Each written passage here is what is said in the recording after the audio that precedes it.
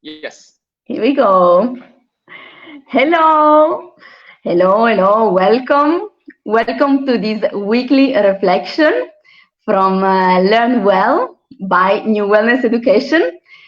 I'm very pleased to be here with my good friend and teammate Fabrizio, who is going to hold the next week. And before that, I would like to share with you a couple of words about how was this week for me, and hopefully hear also from you, maybe in some comments below or in some private messages, how it went also for you. Uh, that was a topic that I was very passionate about, as I shared with you, and it was very beautiful because in this moment, as it is a mental health world, everybody are focusing on this topic. So I really felt part of a biggest movement, and that was very nice. At the same time, I have to say that personally, this week I had some physiological down, and this is something that actually I would like to bring to you, because very often I'm in this field of self-development from quite some times, and I heard a lot of people uh, making this image of a superhero who are at the top of their game all the time. Honestly, I don't believe that this can happen. And also, what I shared with you in the workshop, it is a way that you can use to deal with some doubts, some downs, and some floats that happen in your life. And it is physiological. Maybe it's just about taking some rest, having I don't know, some vacation, but it happened. And for me, it was a moment to really acknowledge for myself that I'm human, and that okay, I know a lot of things, I know a lot of tools and tricks that I can use in the moment that when I have to perform, because for instance I have a live, I have a meeting, I have an exam or something like that. But in the moment when I can actually rest, it is beautiful that I give myself the permission to, yeah, just simply lie down and say, okay, Francesca, in this moment you need to relax a bit, and that's okay. Tomorrow is going to be a more energetic one, and that's okay. And it is, I believe that is one of the hardest thing to do, to love ourselves even if we are not at our best. But from that, because I know that okay, I can be um, a bit tired sometimes, and still I'm with me, and still I love myself, then my performances and my relationship with myself improves. So this is something that I really would like to share with you as a cherry on the cake for this week. That is not about being, yeah, all the time the best, but being okay with our down moments, and knowing that there are some tools, some strategies that we can use on the spot when we need to feel better. And on the term, using all those tools in general is going to be a way to change your life, even step by step. Really, it's micro actions that on the long term are going to have a huge impact, I can promise you. So that was from my side. That was something that I really felt important to say. And now I leave the show to Fabrizio. How was for you? Yeah, thank you. So also for me, being part of this week, this topic, it's really important as a personal topic, but also as a professional working with personal development and working with wellness education. So mental well-being is a core part. Coming back to the week, what are my takeaway of the week, my reflections, my points to share? I like the use the three things. So again, 3 points to share. First of all, connect with the mission, the point of putting down different thoughts. And for me, it's important to recognize, okay, I have this thought, I have that thought, I have that thought, and to not to be the same as I'm not the thought. The thought is something out of me. It's coming, it's there. Okay, thank you. If I like it, I appreciate it. If I don't like, okay, it's okay. So I'm not my thought. I'm not only my thoughts. My thoughts are part of me, but not only the thoughts define who am I in the moment. So recognizing that different thoughts come in different moments and visualizing it, putting in some physical thing, it was supportive.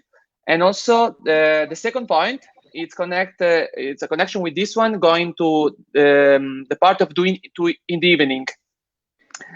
Putting down, I also sometimes I do write. So write it down, my thoughts, and in the evening, take a moment to look at it with not the same emotional connection that I had in the same moment that I had the thought, but with a bit of distance, both in time, but also physical, because maybe I had a thought in a certain place, then I move it another place with time. I recognize again the thought, doing it before to go to sleep, focusing. I already mentioned in a previous sharing about the power that I believe in where do we decide to focus on. So deciding to focus in the evening before to go to sleep in that specific moment where my brain is a bit less strong, but it's relaxed. So it's open to new things, focusing on, okay, that is good and I appreciate, and be thankful with that. And also be curious, allow myself to do it before go to sleep. So while I'm falling asleep, I can go with my imagination. I love to imagine things. Francesca, you know me. I love to imagine things. So after reading back these thoughts about the day, especially focusing on the good one, I start to dream and imagine about what can I do, what can I build, what's a new idea. This is supporting my mind to put my body in a state that I can fall asleep in a peaceful and joyful way. And this is supportive the way that I sleep and also the way that I wake up. Because when I wake up, the first thought happens to me. I don't know if it happens to you. Sometimes the first thought that I have when I wake up, it's similar to the last one that I have before to go to sleep. So sometimes it happens to me. Recognizing the thought, focusing on before go to sleep. So transform it in a joyful, creative way.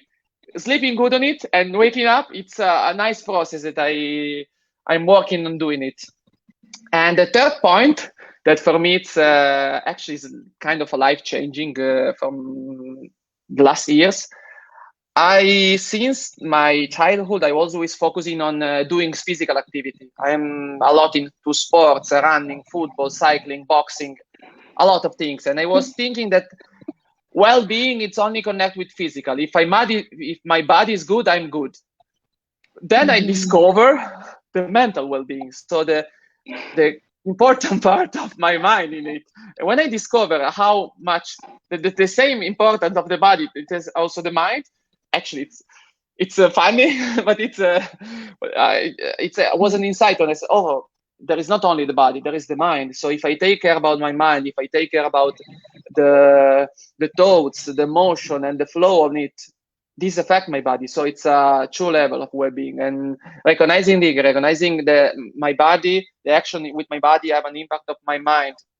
The action that I do for my mind have an impact on my body, and they work together to support my general well-being. It's something that I want to share with more and more people. And actually, it's one of the core value that I personally add, and I believe we as a team we share when we develop this NGO. It's called New Wellness Education, to educate ourselves on well-being and to discover all the aspects of life that it's bringing well-being to us, but also not only discover them, like to work on it, to develop it, to share with other people, to educate ourselves and to support other people to educate on it. So it was really nice week and nice topics. Thank you, Francesca, for bringing it. My pleasure. I don't know if you have something else to share about the topic in the reflection. No, it was actually very nice also to hear what you said, and I can relate very much, because we still have a bit this probably is a construction from the culture that body and mind are separated. No, no, they are pretty much influencing each other. And sometimes when when you work on the body, you get better results on the brain, on the mental health, and sometimes it's the opposite. And if you want to work just in one area and not considering that they are actually related, then the results that you are getting are most of the time not the best. in my opinion, sometimes we, for instance, when we have a problem, we got so much in the mind, and sometimes it's much easier to say, okay, now I don't work with the mind. I'm not asking myself why. I just do something different, do something practical, and poof, this thought that I have, because the thought is not me, is gone, and I have a different state. So thank you for bringing that up. It was crucial. I tried to explain that also in the workshop, but it was very nice that you bring it up again. Thank you. Actually, thank you. Actually. For me, it happens in the past that focusing only on the body and not in the mind was, how it is in English, counterproductive. Like it can drive to overtraining, then the injuries. It can drive to not to focusing on the practical in the action, but being in another state, and was counterproductive. So it's also not only not useful, but also counterproductive, focusing only on one side. Well, I want to add one thing about this live, because this week we are more than 1,000 in this group. So big clap. Big thanks to all of you following us, sharing, inviting friends. We had a questionnaire in the before to accept new members, but this is also for us to see where the people are coming from, what people want to learn, what people want to share. And actually, a lot of answers are I'm reading sometimes them, and friends inviting them. So thank for all of you that are following us, supporting us. It's 1,000 people. For me, is a big number. So thank you very much. And we close this week. Next week, it's going to be me with the topic of the week it's going to be about learning how to learn, and tools, sharing, reflection about how do we learn, how we can improve our learning things. Let's see what we believe more in details. I can feel that there's something interesting coming up. So yeah, I can't wait. Maybe I spoil already the topic, I don't know, but that's it. No, it's okay. It's okay. Thank you for Thank you very much. Thank you, and see you on Monday. Yes. Have a nice weekend, people. Bye-bye. Bye.